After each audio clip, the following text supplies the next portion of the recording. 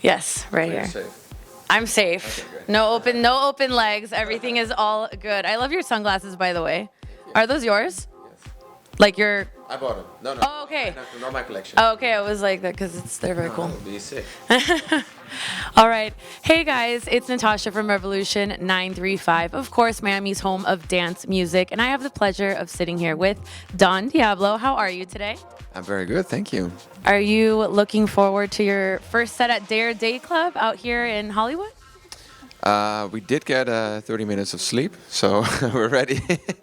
We came from Mexico, and then we went straight through Comic-Con Chicago to promote my new comic book, and then we did another show at the in the night, and then went straight to the airport. Just landed. I'm here with you now, and now we're heading straight to the pool. So it's been a bit of a run, but yeah, was very excited actually. Right, I can't complain because I feel exhausted just from the weekend, and just hearing you saying I have 30 minutes of sleep, I can't complain. So, props to you. So you were saying that you have just released a comic book, which I actually wasn't even planning on asking you about this, but I want to know more about that because it's not your first. So tell us like a little bit more about that whole thing. Well, it's coming out on the 18th of March, and yeah, it's a story I came up with like many years ago, but it was originally supposed to be a short film, or actually 3 music videos in a row. But yeah, it actually turned into a comic book. It's really a story about a father and a son, and when I lost my father, I felt like I really needed to tell that story. But I wanted to do it in a sort of a spectacular way for kids between ages, well, I get roughly 8 to 12, but now it's almost finished. Actually, it's kind of for everyone at the end of the day. I think you'll enjoy it. It's got really cool artwork. It's got a heartfelt story, and yeah, it's hopefully the beginning of a whole new journey. That's very exciting. And actually, now that you jumped into kind of the story about your father, I did want to ask about that because we did have a similar situation happen in our family as well. And I wanted to ask it's okay. And I wanted to ask your, like what changed for you after that happened, that experience, and like if there's a different approach to your music or anything really that you do in life after that happened for you. Oh yeah, 100%. Like for me, I've been making music for many years, but I didn't really kind of like break through on an international level. I think like until the months after my dad passed, because I don't know, I kind of just lost all sort of inhibitions, and I was like kind of like, yeah, all fear kind of disappeared, and I really felt like that was the moment to do something that will make my dad proud. And I think that's why I get this energy, I guess, to kind of sometimes go on like 6-7 days with maybe 4 or 5 hours of sleep in total, because I've sort of, I don't know, there was sort of like a holy fire that was ignited in me after the last conversation with my father, that I guess it just, I don't know, it just really wants to make me think that he's up there looking over me, and I really want to do him proud, and that's why I'm working so hard, and that's why I want to make so many people as happy as possible. I love that, and that's great advice for someone that has experienced that before. Yeah, And you're gonna experience many negative things in life, whether you're at school or work or whatever it is that you're up to or happens in your life. Your heart will be broken. You will be broke. Things will happen to you that you can't control. But at the end of the day, you gotta try to find a way to turn it into something positive, because otherwise the meaning of life is kind of, it's kind of pointless, I guess. You really have to find a way to make anything super negative into something super positive. I like that. I agree with you 100% on that as well. And being, an artist that has been, let's say, titled as a pioneer of future house, can you tell us like what your definition of future house is? Do you agree with that? Do you think that other people that are kind of under that umbrella fit under there, or just like tell me more about what your thoughts are on that? Yeah, I mean, there's different types of future house, I would say. I was definitely one of the few that kind of pioneered the sound. I definitely pioneered my sound, which is the Hexagon sound, which has obviously been copied over and over and over again by dozens of producers around the world right now. And I think that's it used to annoy me when people used to copy my sound, but now I'm actually just really I'm kind of proud of the movement that I started, and it's cool that so many producers are copying my sound and trying to find that sort of futuristic sounding melodic approach to making dance music. And it's really typical. If you go back to like a few years ago, you can really hear who started it, and sometimes it kind of baffles and it kind of blows my mind to see how big the movement became, and how many people actually respect or are copying my sound now, and how many illegal sample packs there are with my name on it. And it's really, I don't know, yeah, it's weird, and at the same time, I guess flattering.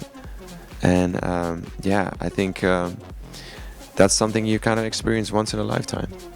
And with the artists that you're saying that maybe would fall under that umbrella, are there any that you would maybe suggest that we look out for, or whether it's even under your label or not? Like, is there anybody that you kind of have maybe your eye on, or that people should have their eye on, that you would suggest? Yeah, there's a few. I mean, I have these guys. There's a guy called JLV. He's from the Netherlands. I just made a record with him as well. It's called Problems. He's super talented. He's got his own little sound going on. Same goes for Retrovision. He's from France. Very melodic, very talented producer. He's kind of had a combination of future house with some French touch to it. Asketa, Nat and Chaim, they're actually a duo from Russia and Israel. They've got a cool futuristic style, really, really, really good producers. And I mean, there's so many. I mean, just check out the whole catalog on Hexagon. I'm really proud of all of these guys, and I'm really trying to find a girl. So, if you're a girl watching right now, you're producing at home, keep working and send us demos, because it's kind of a male game out there. It needs to change. So. Well, speaking of females, so you just released your new remix of Anne Marie's Birthday. Yes. So tell us more about that track. You just released that last week, and by the way, happy belated birthday. I think I did wish you a happy birthday on our Instagram as well, just so you know. But yeah, so tell us more about that track and kind of like what we can expect in 2020, new album or anything else. Yeah, for sure. I mean, actually, normally I'm kind of leaning. I always lean towards male vocals, usually for my own productions. But like I kind of had a streak with the women. I guess it was like Ellie Goulding, and then Sarah Larson, and now Anne Marie. I was kind of looking for those sort of new generation female vocalists. Obviously, I made a track with Jessie J, Emily Sandé. These are all like very, very talented vocalists, and also like, I guess, kind of in some ways style icons. And I think in general women are more style icons than men. So I really love the whole vibe of Anne Marie in general. So I really wanted to do something with her. But I was so busy. It's like, I have no time to do this. And they were like, oh, the track's called Birthday. I was like, okay, well, when is it gonna come out?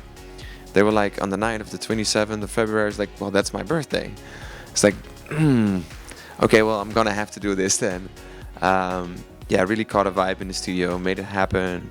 Anne Marie was super cool. Everybody loved it, and it was just such a, I guess, everything just kind of really came together on that one. Like releasing a birthday remix on your birthday, it couldn't be more perfect. So people thought it was like a genius marketing campaign, but I guess in a way it was. But I'm really looking forward to seeing that track grow and getting it played on many birthdays. Actually, it was played on my birthday.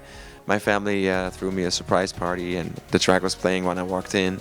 Saw all my friends and family, and it was a big surprise. For the future, I'm still working on finishing my album at the moment. Working on the new collaborations, trying to get my wish list together. And there's actually, I have like 5 or 6 big remix requests right now that I'm looking through. I wasn't gonna do any more, but like it's getting tempting again. I really like doing remixes, like it's such a kind of it's cool to flip something and turn it into your sound, and kind of reach a whole new audience through the fan base of that specific artist. That sometimes that's the first time they get introduced to you. And for me, it's still really about growing. I feel like I'm still just starting off, and I still try to find ways to reach out to new people to discover my music. And so the next event that we will probably see you at would be EDC Las Vegas. So that's coming up pretty soon. And speaking of, working on the album and stuff, is there any new material that we might expect at EDC Las Vegas? Yeah, well, actually, it's funny because I just played EDC Mexico 2 days ago, and there were like big discussions why the live stream was cut off during my set because everybody was broadcasted. But in all honesty, when that happens, it's because I play so much new music, and I don't want it to leak already, like before it's so far before it's out. But my main objective is to entertain the people that are in front of me, the people that bought tickets. I feel like I have an obligation to give them the best show possible. And I know sometimes it's like you're on a stage, it's like you're doing a photo shoot for 12 photographers on the left and right, and somebody's filming, and then there's a live stream, and there's like so much going on. You're like, oh, I'm just trying to, kind of interact with the crowd out there. But sometimes it gets a little difficult. So, I have a couple of new records that I want to test and try. And in Vegas as well, probably some of them will be out by then. I've got a new record coming out with Zach Abel, really cool vocalist from the UK. This track that I wrote with Elderbrook. That's the same track, by the way. It's called Bad, and it's something fresh, something new. It's not really a banger, but it is a dance floor record, but it's Don Diablo 2.0, because I feel I have the obligation to push, even my sound forward a little bit. Sometimes people come with those comments like, oh, I miss the old Don Diablo, but the old Don Diablo's still here. I do that through my remixes. I still bring out my piano, I still rock out that piano house that people want to hear. But at the same time, you can't be doing the same thing over and over. So I really want to, push the sonic boundaries and come with new sounds. So I think that's exactly what I'm doing right now with everything that's coming up. Very exciting. And last but not least, so you do direct all of your music videos, which congratulations for that. That's something that I actually had aspired to do when I was a lot younger. I wanted to do music videos or just anything like related to production or editing or, even dancing, whatever. And so I know that something outside of music, you're very passionate about film. And I wanted to ask you if there would maybe be some kind of project in some kind of documentary or film, like not just like a short series, like how you were saying, like music videos. If there's anything that you would maybe be thinking of doing in the future as far as film. And then I've got one last question for you. Originally, as I said, the Hexagon comic book series was intended to be a film. But if you read it, it drops on the 18th of March, issue 1, and then you'll see that's going to be a very expensive film. So that was a little bit kind of out of my reach to come up with a sort of a sci-fi saga. I've been working firstly on a documentary. They've been filming me for about 7 years now. Never really feels finished, and I don't really have I had a deadline for it. It was supposed to come out early this year, together with my Forever album, but I postponed it because I can't really force creativity. It needs to be the best that I can. But the documentary will come. It will kind of tell the whole story of how I got where I am right now. All the ups and all the downs, mostly, actually, to be honest, because it has been a long and winding road with many battles that maybe a lot of people haven't seen. As far as like a full motion picture, I've been throwing around some ideas. But I'm trying to figure out how I can start touring less and focus more on the clothing collection, the comic books, the films. But at the same time, I need to be here for the fans. I want to kind of see as many of them as possible. And it's interesting because sometimes you just went to a city. You went to Barcelona and you're like, okay, I did Barcelona, check off the list. World, got little pin on the map covered, and then you're off to the next place, and then you post a picture and people are like, oh, when in Barcelona? You're like, I was there last week, guys. I'm trying to kind of get this done so everybody's happy, but I realized it's impossible to keep everybody happy. And I think one of the main goals for me for the future is try to find a way to make myself happy as well. I like that. I like that. Well, I would be very excited to see, whatever kind of film that you end up coming up with. And Yeah, it might be a horror film. I was like, that'd be interesting to see like a documentary, but like the sci-fi version of Don Diablo. Like everything gets all weird. But so last but not least, I was saying, so continuing kind of with the film topic is what, I don't know if I want to say one. We could choose one. We could choose three. We could choose five of some of your favorite films. Oh, I mean, for most of my fans, it's not a surprise. I'm really into the first 3 episodes of Star Wars. Yeah, a big Star Wars fan. If you come to my house, you will find a Star Wars pinball machine, some Star Wars paintings in my swimming pool, and the rest of the house. Yeah, definitely Star Wars. The moment I hear like the music, I get goosebumps. It's such a childhood memory. Growing up, I didn't really have many conversations with my big brothers and my father because we, men amongst each other. But the one thing you could talk about was Star Wars, like we could talk about Obi-Wan Kenobi, Yoda, Chewbacca, but not really about real life. But that sort of became real life, and I think Star Wars is such a metaphor for, a lot of things we're going through as human beings right now. It's about friendship, it's about love, it's about honor, brotherhood, family. And it really represents a massive story for me, and really also inspired me to start making music. So, I mean, yeah, what else after that, right? There's a couple of films, like there's a Spanish film called Mar Adentro. I really love The Sea Inside. I really love La Meglio Giovantu.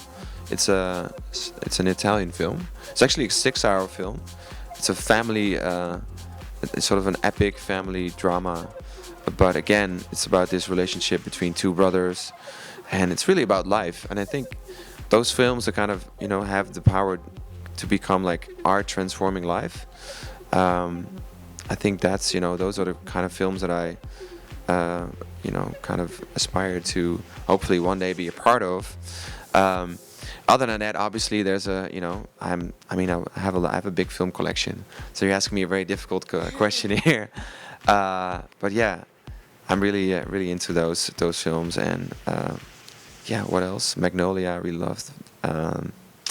Damn, there's a list, but yeah, I'm gonna come back to that very soon. On the more commercial side, actually, I really love Gladiator. That was a big film, but I actually recently watched it again. These kind of films like Gladiator, Shawshank Redemption, these are like classics that everybody loves, but there's a reason why. So yeah. I love it. Well, Gladiator is one of my favorites as well. I'm not actually a huge Star Wars. Are you going to kill me for that? No, not at all. No, to be honest, like people think I'm like an absolute Star Wars nerd, but it's not like you can't really ask me like what was the 3rd character sitting in the bar in episode 4. Like I mean I don't know that. Like for me it's really about the whole thing in general. It's the music, it's the vibe, it's the characters.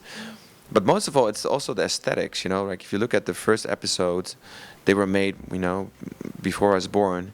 But they really look so amazing. It was, the technical aspect of it all was so, so mind-blowing. They still look amazing. And what I like about it, like Star Wars versus let's say a Marvel adventure or Star Trek, is that there's like life in everything, in all the decors and all the machines.